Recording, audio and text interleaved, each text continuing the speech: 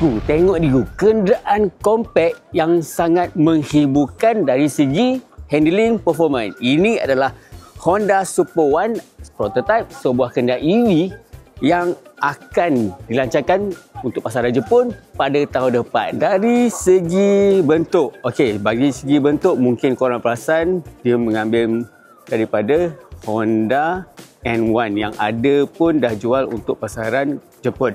Apa yang aku boleh suka, dia menggunakan rim yang besar tau. Untuk kereta compact ni memang besar, 16 inci, brake caliper warna merah, selain dia lowered. Dari segi untuk handling, untuk memastikan kenderaan ini best lah nak layan corner, dia sedikit terkeluar.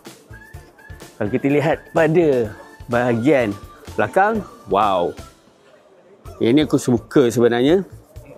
Dia nampak betul nice. Ada lampu LED selain datangkan dengan spoiler pada bahagian atas. Jom kita tengok pada bahagian dalam. Yes. Ini kereta compact Kebanyakan kereta-kereta compact ni dia lebih material yang keras. Lepas tu cuma tempat duduk ni datang balutan kulit. Ada 3 warna. Steering macam Honda Civic pun ada. Datang dengan skrin infotainment, meter cluster. Honda kata kenderaan ini memiliki transmisi pada waktu yang sama.